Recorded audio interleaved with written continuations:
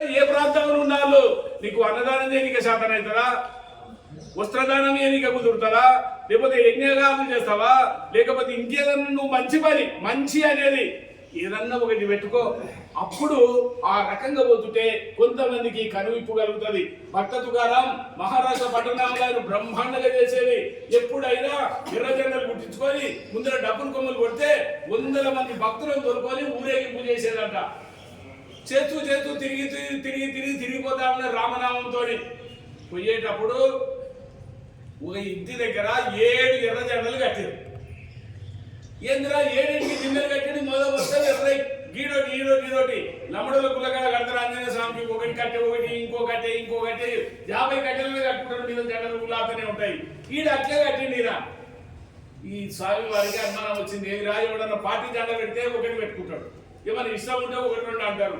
ఈ 7 జెండలు పెట్టింది ఏమి సంగతి రా అని అడిగిండు ఒక్కని పక్కని ఆ ఊరి ఆయనడు. లేదయా మా సావుకారు ఒక్కొక్క పద్ధతి ఉన్నది. ఏంటంటే 1 కోటి రూపాయలు ఆయన సంపాదిస్తే ఒక జెండా ఎక్కిస్తాడు ఇంటి మీదకి. ఆ లెక్క ప్రకారంగా భూముల ధరలో ఈ ధరలో ఆ ధరలో మిగిలినాయి కాబట్టి పెరిగినాయి కాబట్టి ఇప్పటికి ఆయన 7 కోట్ల వారసుడు. ఇప్పుడేముంది, 1 ఎకరా భూమి అమ్మితే 7 కాదు 10 కోట్లు వస్తున్నాయి మంచి సిటీ ఏరియాలో అయితే. అప్పటికి 1 కోటి రూపాయలతో ఈశ్వరుడు అని పేరు పెట్టిర్రు ఆయనకు. కాబట్టి అరే అటువంటి సేటును కొద్దిగా మనం చూద్దాం ఇంట్లోకి పోయి అని ఇంట్లోకి ఒకటి మొదలు పెట్టారు. చాలా మందికి భయం, సన్యాసులను చూస్తే భయపడేటోళ్ళు ఉన్నారు, దగ్గర తీసి ఆదరించేటోళ్ళు ఉన్నారు, ఏది ఏమైనా వారి మాట వినేటోళ్ళు ఉన్నారు. ఈయనకు అనేక భయం. ఎవరో ఈ సన్యాసిలోకి వస్తున్నాడు, ఏమడుగుతాడు ఏం స్వామి ఎందుకు వస్తామంటే, అయ్యా నాకు ఏం అవసరం లేదు, నాకు ఒక సంకల్పం కలిగింది, నువ్వు గొప్పవడమని విన్నా కాబట్టి ఆ పని చేయాలి. ఏందో చెప్పంటే నాకు ఒక సూది మీద ప్రేమ. ఆ సూదిని నేను నచ్చినాక తీసుకుపోదాం అనుకున్నా స్వర్గానికి. కానీ అప్పటికెల్లా మర్చిపోతాను, ఏమో నేను తీసుకుపోయేటట్టు లేదు కాబట్టి కూర్చొని తీసుకుపోయేటట్టు మర్చిపోతాను. నా పన్న మీద నేను ఉంటా కాబట్టి ఈ ఒక గుండు సూది నీకు ఇస్తున్నా. ఆ సూది తీసుకొని అడిగిరా, నేను ఎట్లయినా ముందు పోతానో వెనక పోతానో, నేను వచ్చినప్పుడు ఆ సూది అన్నాడు. బ్రతికితిరా ఏమో అడుగుతాడు అనుకున్నా కానీ చిన్న పని చెప్పిండు అన్నాడు. ఆయన అందరికి కొద్దిగా ఇంకా ఆలోచన వచ్చింది. చెనినారార్గులు చక్రవర్తులు షోడశ మహారాజులు చెనితో ఎవడన్నకింత మట్టిని తీసుకుపోయిండా. 16 చక్రవర్తులు షోడశ మహారాజులు అంటే 6 మహా చక్రవర్తులు. ఇంతమంది భూమి మీదకి వెళ్ళిపోయిండు, ఎవడన్నకింత పట్టుకొని పోయిండా. తన తిని పెంచి పెద్దలైన శరీరాన్ని భూమి మీద వదిలిపెట్టి వెళ్ళిపోయారు. నేనెట్లా చేస్తారా, ఈయన ఇట్లా చెప్తున్నాడు. ఓ గారికి రా ఏమన్నా నీ సూది తీసుకురా, మనం ఎట్లా తెమ్మాలి అని 2 మాటలు మాట్లాడినాక నేను తెలియను. 1 కింద గుండు సూది తీసుకురా అన్నాడు. 7 కోట్లు ఎట్లా కట్టుకొస్తావు రా పైకి, 7 దండలు పెట్టావు కదా నువ్వు 7 కాబట్టి ఎట్లా చేస్తావు అన్నాడు. అప్పుడు వీరికి జ్ఞానం కలిగింది. సాధునాం దర్శనం పుణ్యం, స్పర్శనం పాపనాశనం, సంభాజనం కోటి తీర్థం, వందనం మోక్షదాయకం. వీడు పరిపక్వ దశకు వచ్చేటువంటి మనిషికి ఒక సాధువును చూస్తే మనసు లోపల పరిజ్ఞానం కలుగుతుంది. మేము చిన్నప్పుడు నిత్యశుద్ధానంద స్వామి ఆ గీతలు అవి చదివేటప్పుడు సన్యాసులు అంటే పడి సచ్చేది ఊళ్ళో ఉండి, ఎవడన్నా ఎర్రగుడ్డ కనపడితే ఆ చెలిక నుండి కూడా రోడ్డు పడి వాడిని ఎవడని ఇన్ఫ్లుయెన్స్ చేసేది.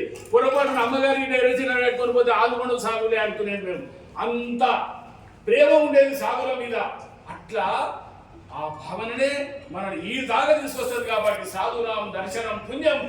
ఈ తుకారామును చూసి ఆ కోటీశ్వరుడు హృదయం కలిగింది.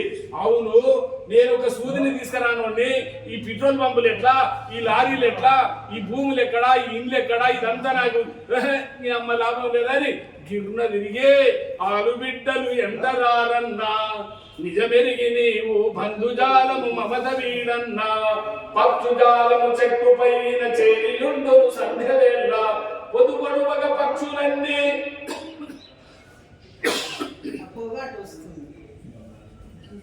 ఈడిపోవులు వేరు వేరుగా తరువు నిత్యము కాదు ఓరన్నా, ధరణిపై ఇది ఎల్లకాలము ఉండబోదన్నా. ఈ తనువు ఎప్పటికీ ఎవరికి నిత్యం కాదు. ముందుకోవచ్చు వెనకపోవచ్చు. ఒక్కొక్క ఇంట్లో ముసలు అవస్థలు పడుతూనే ఉంటారు. ఆయనతో ఒక పోరాడు ఉంటాడు, వాడే తొందరగా వెళ్ళిపోతాడు.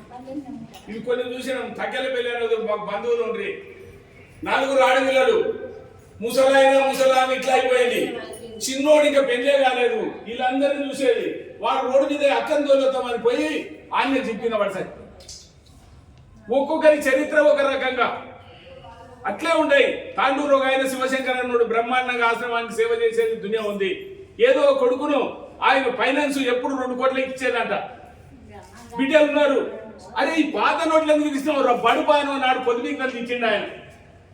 ఆ తిట్టుకాలంలో వానికి పొయ్యకాలం వచ్చింది, తండ్రి తిట్టిన మాటలు లోపలికి ప్రవేశించినాయి. తెల్లాటకలు గుర్తుపెట్టుకుని ఒక్కొక్క కొడుకు చచ్చిపోయాడు. ఏం చేయాలి? ఒక్కొక్కరి రకం ఒక్కొక్క రకంగా ఉంటది. ఎన్నో చరిత్రలు ఇట్లా ఉన్నాయి. కాబట్టి ఎవరిది ఎక్కడ ఏమి నిత్యం కాదు. జీవితం అనేది కూడా చెంచలంబగు జీవితం అన్నా, జగతి అందున శాశ్వతంబిక ఏది లేదన్నా, నేడు ఉన్నది రేపు ఉండదు, రేపు అన్నది నాశమందును, నాశమే లేనట్టి వస్తువ ఆత్మయే నిశ్చయంపుము, విశ్వమంతయు దృశ్యమే అన్నా, జగతి అందున శాశ్వతంబిక ఏది లేదన్నా. ఇవన్నీ ఎవరి కోసానికి చెప్పారు? వాళ్ళ మనసును శోధించే ఎన్నిక వచ్చే తరగతి వాళ్లకు కొంతవరకు దారి చూసుకొని నడుస్తారని. కాబట్టి ఎంతవరకు ఆ కాలం నుంచి ఈ కాలం వరకు పరంపర ఆశ్రమాలు నడుస్తూనే ఉన్నాయి, పుణ్యకార్యాలు చేస్తూనే ఉన్నారు. కొంతవరకు ఎప్పుడు చేసినటువంటి వ్యవసాయము 6 నెలలు దాని కాడికి పోకపోతే వరాలు ఊరిపోతాయి, కడీలు ఎవడో ఎక్కపోతాడు, అంత తులసెట్టు పెరిగి పడవ పడ్డట్టు కొన్ని ఆశ్రమాల పరిస్థితులు అట్లా అయినప్పటికైనా ఏదో మాకన్నా ముందున్నటువంటి పుణ్య స్వామీజీలు వాళ్ళు చేసిన తపస్సో శక్తో ఇంతో అంతో ఈ దీపం ఇక్కడ వెలుగుతున్నదంటే కొంతవరకు మనం దానికి నీళ్లు పోసి ఆ చెట్టును వెలిగించడానికే ఇది ప్రయత్నం జరుగుతూ ఉంది. కాబట్టి ఏదో మేము యజ్ఞం ఎవరో పుణ్యాత్ముడు అన్నదానమో ఇదో అదో చేసి ఇది చేసుకుందామనే ఉద్దేశంతో చేసినప్పుడు అయ్యో ఇది అవుతున్నది ఎట్లనో అట్లో అని ఆ టైంలో కైలాసం ఉండి మేము అయితే నా మనసులో ఏ కాలంతో కూడా లేదు. మన సంక్రాంతి అయినప్పటి నుంచి దీని మీద ఒక రకమైన విరక్తి ఉరికి అక్కడ తుమ్మచెల్లలో పోయి 8 రోజులు ఉండి అక్కడక్కడ యజ్ఞాలకు పోయి దీన్ని అస్సలే చూస్తలేను. అమ్మగారి ఇక్కడ ఉండి ఎట్లో వచ్చిన పోయిన ఆ ముసలంలో అట్లా కూడా కాలకర్మానికి 6 నెలల నుంచి 6 మంది కాలం చేసింది. 10 ఏళ్ళ నుంచి ఉన్నటువంటి మనుషులు గట్టి ఉన్నోళ్ళు కూడా 6 మంది పోయారు. మా లెక్కకు పూర్తిగా తక్కువైపోయింది. ఎట్లో అట్లో కొంతమంది మిగిలేరు. వాళ్ళను వెనుక ముందు ఇచ్చిన కాడికి సచిన కాడికి ఎట్లో అట్లో చూసుకుంటూ వాళ్ళే గడుపుతున్నారు. ఏదో ఒక రకంగా అయ్యా మా యజ్ఞం ఉంది రాండి అని అన్నం పెట్టినటువంటి వాళ్ళు మరి పెద్ద సుజాతమ్మనే పిలిచిందో ఏమో ఆ రోజు ఇంటికి వచ్చేసినాం. ఆగస్టులో ఆల్రెడీ ఉంటుంది చేసినాం. కాబట్టి ఇది చేస్తే బాగుండు కదా, ఎట్టెట్ట చేస్తారని లెక్కకు వచ్చేది. ఎందుకమ్మా అది నీకెందుకు చేసినాం ఇట్లుండదు అట్లుండదు అని 1 గంట 2 గంటలు చప్పడానికి నెవ్వుకున్నావు. నాకు అనిపించేది ఇది మర్చిపోయిన యాది చేస్తున్నది, మరి చేస్తే అయ్యేదేముంది, మరి ఎవరు చేస్తారు నాయన అంటే ఏమో సామి అనిపిస్తున్నది అని అంటే మరి ఎట్లా చేస్తారంటే మా సత్యకు ఉన్నది, మా లక్ష్మమ్మ ఉన్నది, మాకు ఇంకొక